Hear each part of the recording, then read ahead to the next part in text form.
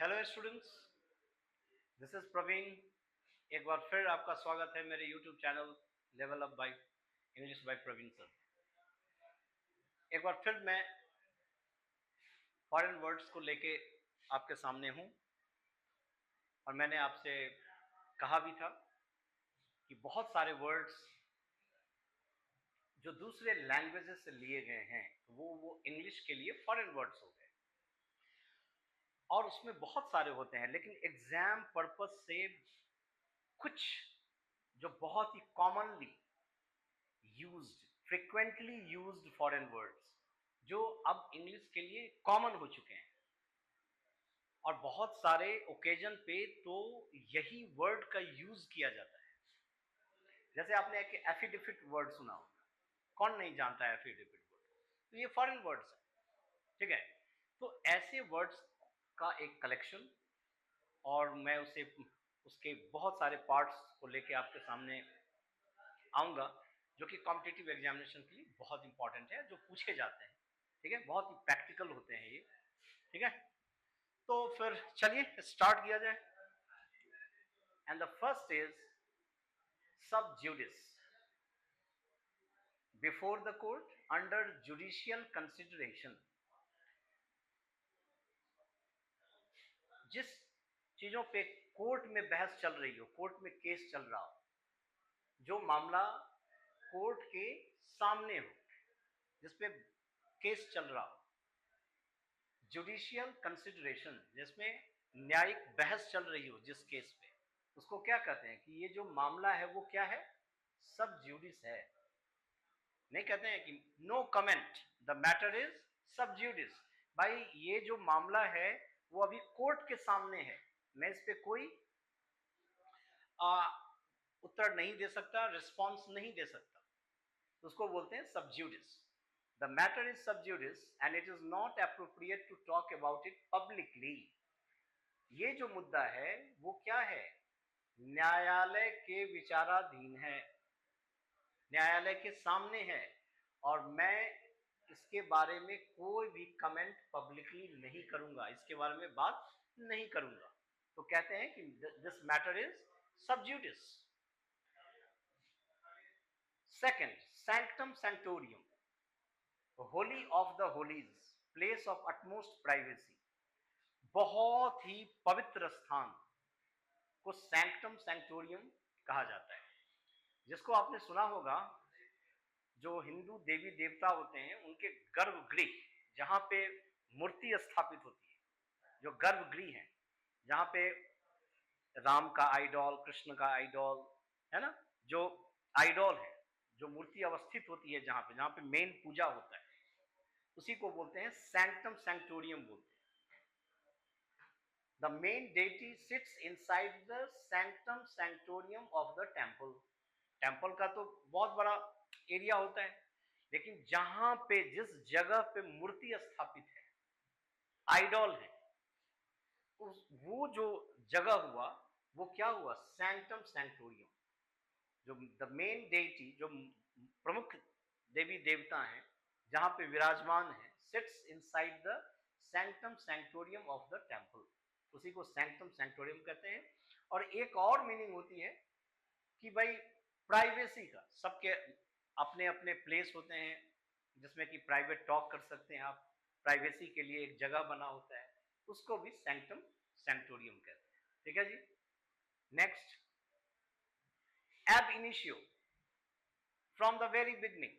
कोई भी चीज स्टार्टिंग से, फ्रॉम द वेरी बिगनिंग, उसी को एब इनिशियो कहते हैं। The contract was considered valid.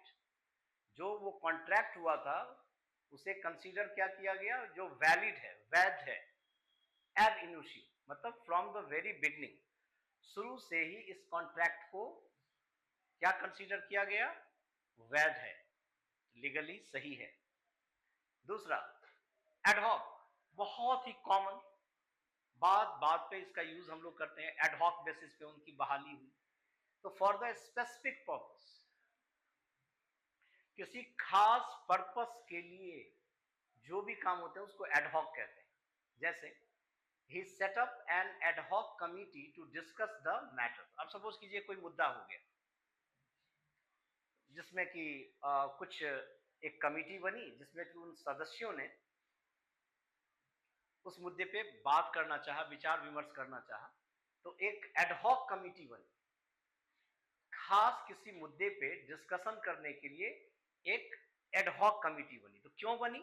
क्योंकि ये मुद्दा ऐसा खास था कि स्पेसिफिक पर्पस था, एक खास वजह से जिस चीज को का निर्माण किया गया वो कमिटी का, उसी को एडहॉक कमिटी कहते हैं।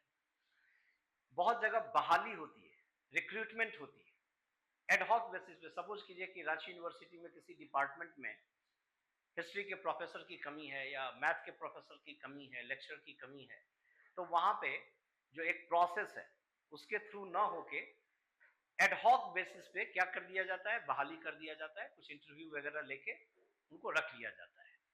तो पर्पस क्या था? क्योंकि प्रोफेसर लेक्चरर नहीं थे, उसकी कमी थी, तो एडहॉक बेसिस पे उसकी बहाली कर दी गई।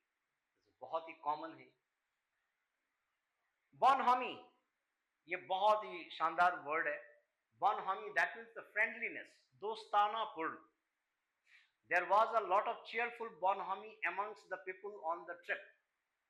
There was a lot of cheerful bonhomie.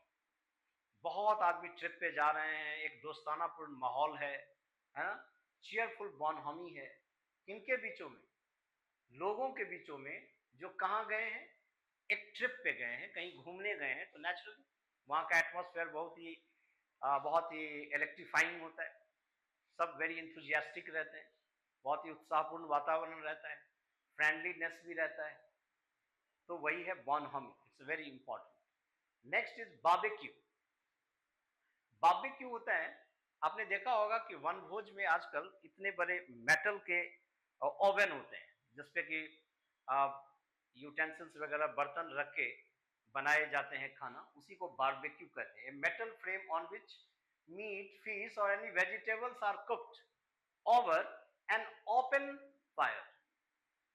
वहां पे वनभोज होता है तो उसमें देखते नहीं है कि मेटल का फ्रेम होता है, बहुत बड़ा मेटल का ओवन होता है, ठीक है, जिसपे कि ये सब चीजें बनाई जाती हैं खुले में, है ना, उसी को बोलते हैं barbecue. I invited friends over for a summer barbecue. जैसे वनभोज पे जाते हैं, समर कैंप लगता है, वहां पे बाहर में बैठे हुए हैं, उस मेटल फ्रेम पे खाना बन रहा है ओपन स्पेस में, दैट इज, ये जो मेटल फ्रेम है जिसपे खाना बनता है, ठीक है, उसको क्या बोलते हैं आप? बारबेक्यू। बहुत सारे रेस्टोरेंट का नाम भी आजकल बारबेक्यू होता है, ठीक है जी। Next, it's very strange and very very fascinating word, kowtow. ये क्या होता है? काउचाउ, फॉलो विदाउट प्रोटेस्ट, समर्पित हो जाना, बिना किसी भी विरोध के किसी की बात मान लेना, that means you are kowtowing. Kowtow, she refuses to kowtow to anybody, उसने किसी के सामने झुकने से इनकार कर दिया, रिफ्यूज कर दिया, क्लियर, उसको बोलते हैं kowtow. Follow without protest, clear. ये सिनोनिम्स एंटोनिम्स के दौरान भी बहुत बार पूछे गए हैं, बहुत सारे पैसेज में आपको ये वर्ड मिलेंगे, काउचाउ, यानी कि बिना विरोध के किसी को फॉलो करना, किसी की बातें मान लेना, ठीक है जी, तो काउटाउ होता है। एक होता है kudos. Kudos, hey kudos to you, किसी को श्रेय देना, किसी भी चीज, क्रेडिट देना, आप बोलते हैं ना क्रेडिट टू यू, राइट। तो किसी को श्रेय देना को बोलते हैं, किसी को प्रेज करना, प्रशंसा करना, किसी की ग्लोरी, किसी को ग्लोरीफाई करना। The company has earned kudos, यानी कि उस कंपनी ने क्या कमाया है? नाम, credit, for responding so quickly to customers concern, किसी भी कस्टमर की चिंताओं को बहुत ही जल्दी रिस्पॉन्ड किया है उसने, और इसीलिए इस कंपनी का ये एक अच्छा नाम उसने कमाया है। क्यों? क्योंकि उन्होंने कस्टमर को उनकी चिंताओं पे बहुत जल्दी क्या दिया है? रिस्पॉन्स दिया है, और इसी से इस कंपनी ने बहुत ही उसकी प्रशंसा हो रही है, उसको क्रेडिट मिल रहा है, उसको बोलते हैं हम kudos and kowtow. Next one is tandem. Tandem मतलब होता है क्या, एक काम हुआ उसके जस्ट पीछे दूसरा काम हुआ, वन बिहाइंड अनदर। क्लियर हो गया? टैंडम, साथ साथ एक हुआ काम, दूसरा उसके पीछे हो गया, फिर हुआ, तो वो टैंडम बोलते हैं। The teacher and students work in tandem. Teacher भी इधर काम कर रहे हैं, स्टूडेंट्स भी उधर काम कर रहे हैं, वो अपनी ड्यूटी कर रहे हैं, वो अपनी ड्यूटी कर रहे हैं। Tandem to complete this project. अब बहुत कुछ, कोई प्रोजेक्ट है उस पर काम करना है, तो इन टैंडम सब एक जगह सिंक्रोनाइज होके काम करते हैं, वन बिहाइंड अनदर। एक काम हो रहा है और उसके पैरेलल दूसरा भी काम हो रहा है, तो teacher and students worked in tandem to complete this project. एक होता है बहुत, it's very important word, tenet. Tenet means होता है प्रिंसिपल, डॉक्ट्रिन, सिद्धांत। किसी चीज की पॉलिसी होती है, सिद्धांत होती है, राइट? जिसको प्रोपोजिशन भी कहते हैं हम, लेकिन ये टीनेट है, बहुत इंपॉर्टेंट वर्ड है आप लोगों के लिए। Principle, the theory has 4 central tenets. ये जो थ्योरी है उसके 4 मुख्य सिद्धांत हैं। तो सिद्धांत की जगह आपने क्या लिखा है? टीनेट, प्रिंसिपल, राइट? क्लियर? तो इन्हीं सभी जितने भी फॉरेन वर्ड्स हैं, ये बहुत इंपॉर्टेंट एक ग्रुप है फॉरेन वर्ड्स का, जो बहुत ही कॉमन है, और इनको बहुत ही अच्छे ढंग से आप लोग अपने ब्रेन में रखें, इसको बार बार देखें। इसकी एक ही है और इसके लिए एग्जाम्पल्स भी दिए हुए हैं। क्लियर? तो उसको बार बार रिपीटेटिव मोड में जब देखेंगे आप, तो इससे आपकी इंप्रूवमेंट भी होगी, वर्ड पावर भी अच्छी होगी, और एक लैंग्वेज के स्टैंडर्ड को भी बढ़ाने में बहुत ही आसानी होगी। अब बहुत सारे जो रीडिंग सेक्शंस हैं उसमें बहुत ही आपको मदद मिलेगा, बहुत ही हेल्पफुल ये वर्ड्स हैं, बहुत ही कॉमन है जो चलते हैं, ठीक, और कॉम्पिटिटिव एग्जामिनेशंस में तो फ्रिक्वेंटली पूछे ही जाते हैं। ठीक है, इन्हीं के साथ इस सेशन को मैं रैप अप करता हूँ। Thank you very much for listening to me patiently. Thank you.